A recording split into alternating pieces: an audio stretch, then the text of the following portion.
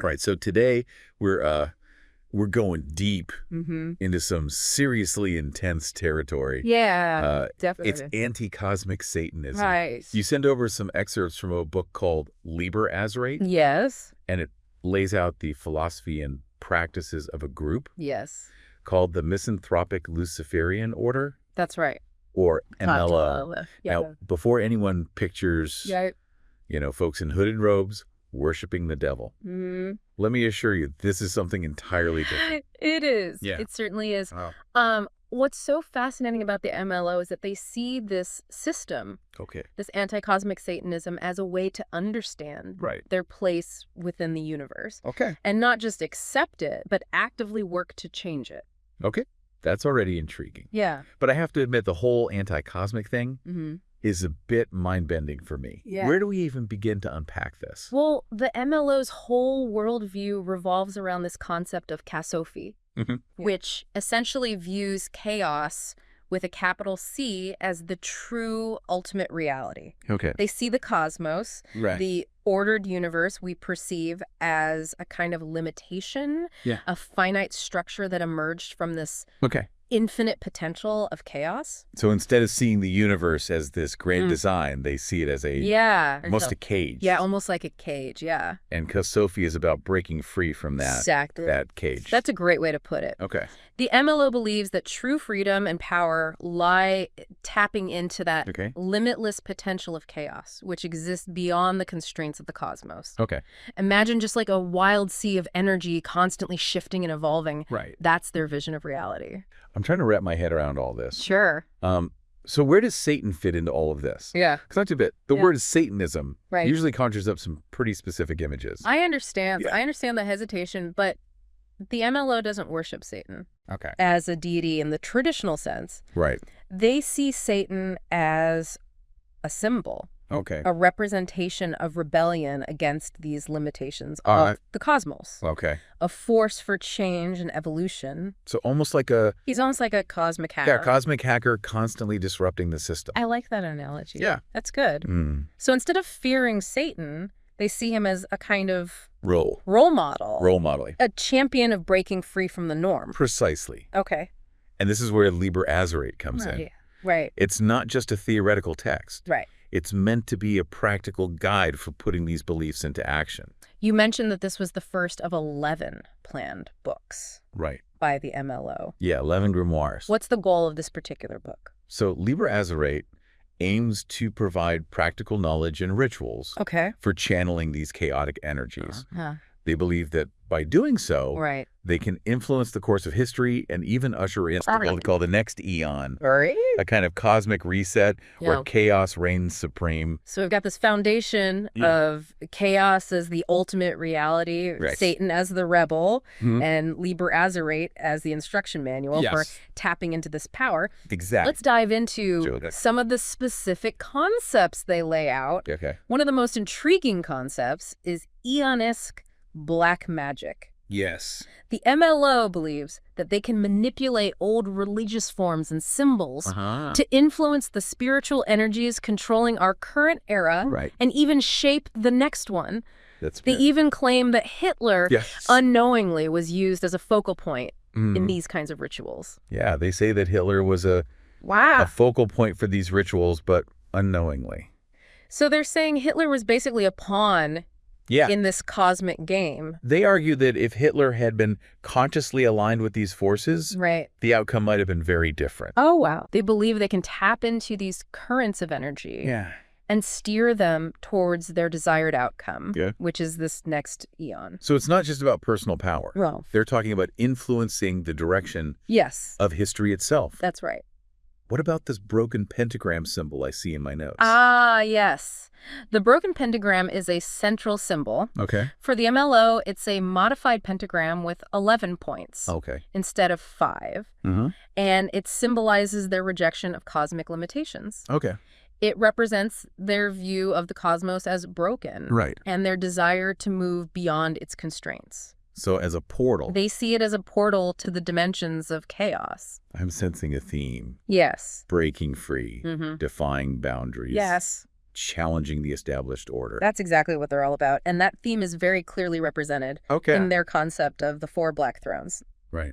These thrones, each ruled by a powerful figure. Lucifer, Beelzebub. Right. Belial and Leviathan. Represent different aspects of chaos. So these thrones aren't just random demons. No.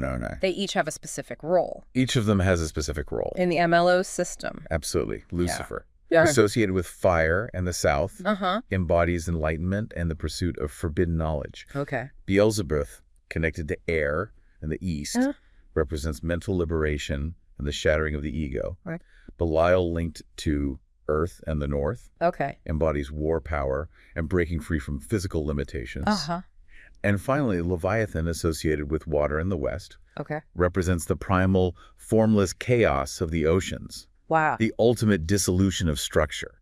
So it's like they've created a whole map.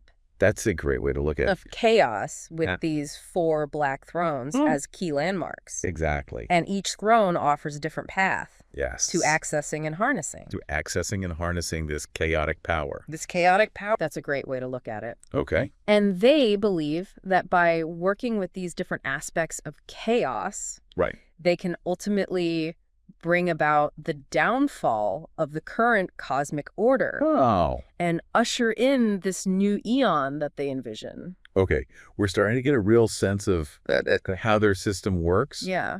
But I'm curious, how do they actually interact with these forces? Yeah.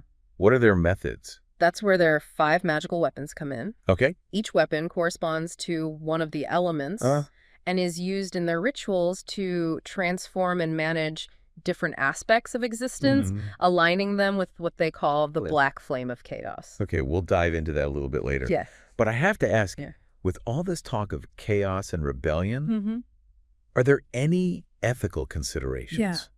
Where do they draw the line? That's a great question. Yeah. And that's a question that Liber Azerate doesn't really explicitly address. Their focus is on power and potential, but they don't really delve too much into ethical boundaries. Yeah.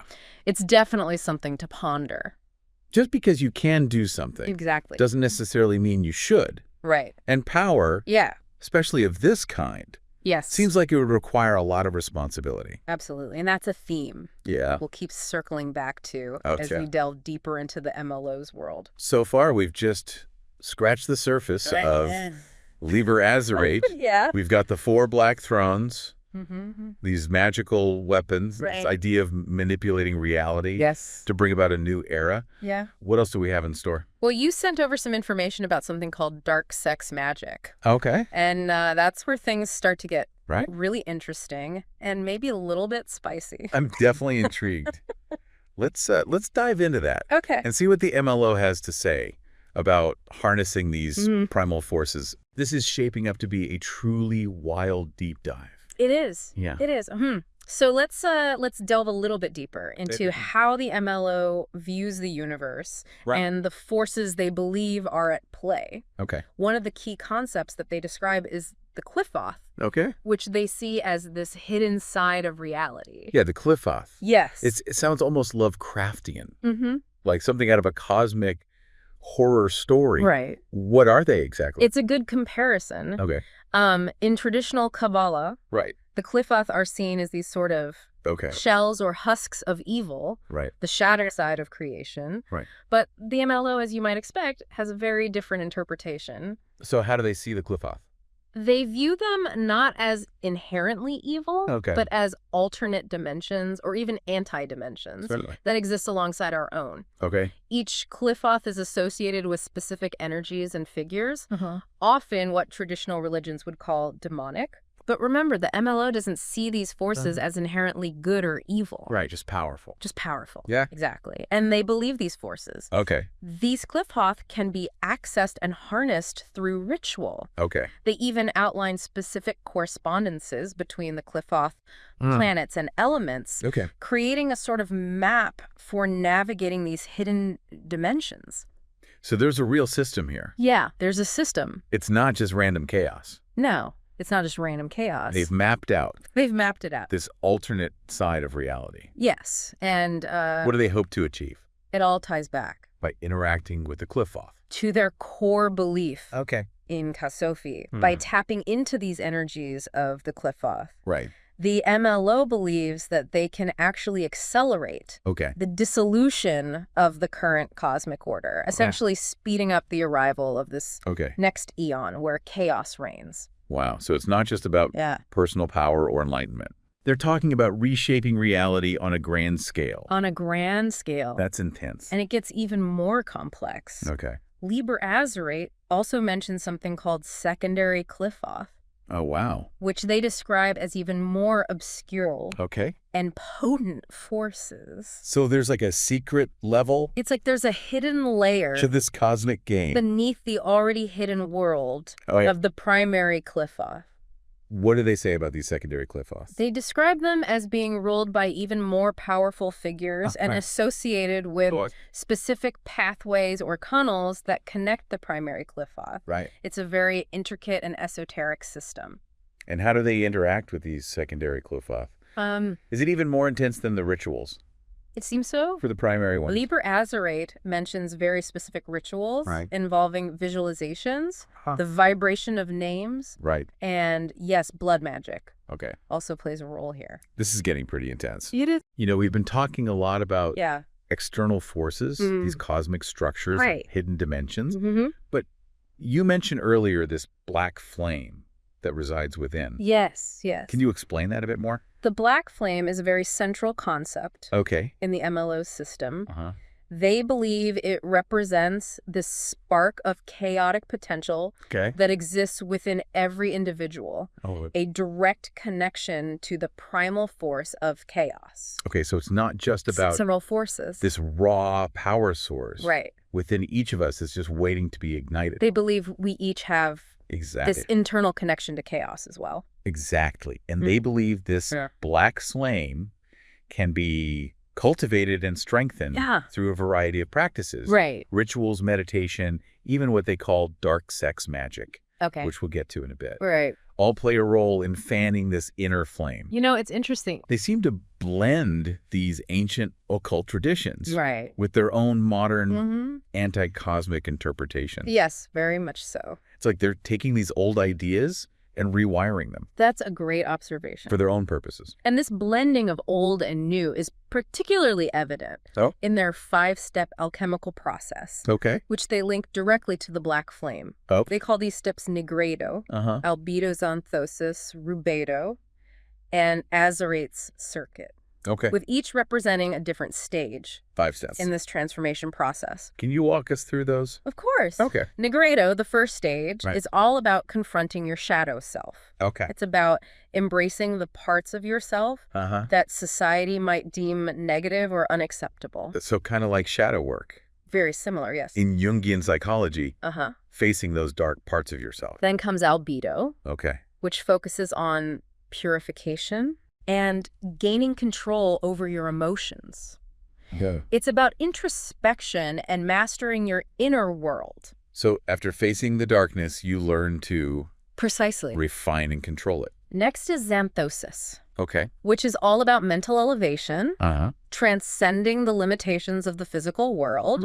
It's about expanding your consciousness and tapping into the realm of pure ideas. So each step seems to build upon the previous one, leading to greater awareness and control. The 4th stage, rubedo, is the culmination of the process. This is where the MLO believe you achieve a true understanding of yourself and master the forces of chaos within and around you. So this is where they fully embody. Yes, and they describe it. Their anti-cosmic ideals. As achieving a state of deification of the black flame within. It's about becoming one with this primal force.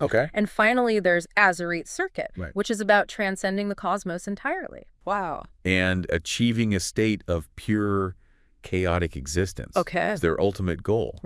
But also the most mysterious and difficult stage to attain. They've laid out this whole system for personal transformation. This map of alternate dimensions. And this inner power source we all supposedly possess. But how do they actually put all this into practice? That's a great question. How does this theory translate into action? That's where their rituals come in. Liber Azerate is filled with detailed descriptions of rituals. For everything from invoking specific demonic forces to channeling chaotic energies. Okay. And even achieving astral projection. And they place a lot of emphasis on using specific tools and symbols in these rituals, right? Yes, like those 5 magical weapons. Like those 5 magical weapons. We talked about earlier. Yeah. They even include specific formulas and incantations that they believe activate these tools and connect them to these forces of chaos. It sounds like they're not just... It's a very hands-on approach to spirituality. Passively waiting for chaos to arrive. No. They're actively trying to bring it about. Can you give us an example of one of their rituals? One that caught my eye is called the Tenenaver Liftochnia ritual. Tenenaver Liftochnia. Okay. It's a very evocative name. What does that even mean? And speaks to their core beliefs. Break that down for me. Tenenaver Okay. is a fascinating concept. Okay. They describe it as this blind dragon. Okay. A creature that represents this shackled beast within each of us. Right. Remember that primal chaotic force we talked about? Right. That's what they believe is embodied by this blind dragon. Okay. And the ritual is designed to awaken this dragon, to open its eyes and unleash its power. So it's about self-discovery, but also about unleashing this raw potential within. Exactly. What about Liftochnia? Liftoch. Yeah. Is a Hebrew word that means to open. Okay. And Naya seems to be their term for a specific kind of awakening or enlightenment. So it's essentially a ritual. So essentially. To open the eyes of the blind dragon. To awaken this chaotic force within. I like that imagery. Yeah. Awakening the dragon within. Mm-hmm. So what else can you tell us about their rituals? Well, they're very specific. Okay. They place a lot of emphasis on preparation. And purification. Okay. There are detailed instructions for creating a sacred space, cleansing your aura, invoking the presence of what they call the dark gods. Okay. It's all very structured and intentional. And they incorporate invocations for figures like Baphomet, Hecate Lilith, all these figures from different occult traditions. They draw inspiration from various sources, but always filter it through their own unique anti-cosmic lens. You know, it's clear that they put a lot of thought and effort into these rituals. Yeah, they do. But I keep coming back to this question of ethics. Right. Do they address that at all? That's the thing. Liber Azerate doesn't really offer any ethical guidelines. Right. It's all about tapping into these powerful forces. Yeah.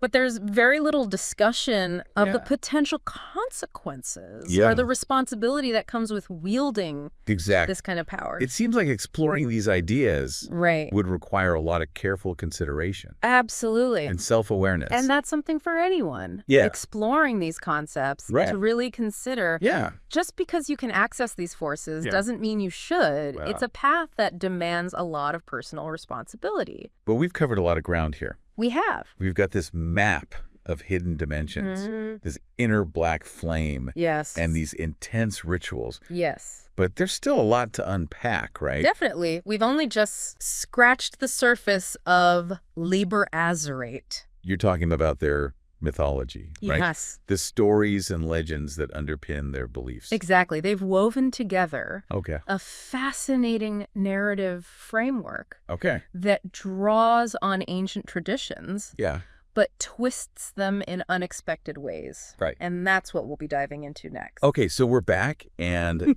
ready to dive into the final part. The final part. Of our deep dive into the world of the MLO. Right. We've covered their core beliefs, their ritual, even their map of hidden dimensions. Right. But now let's explore the stories that fuel their worldview.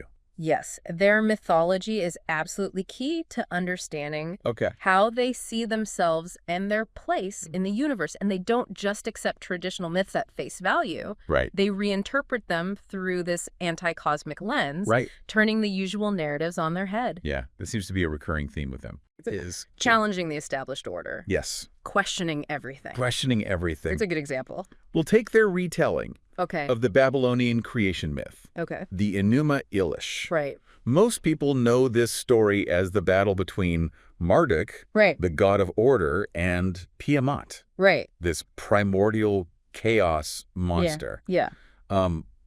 Marduk wins, creates the world from Tiamat's body. Right.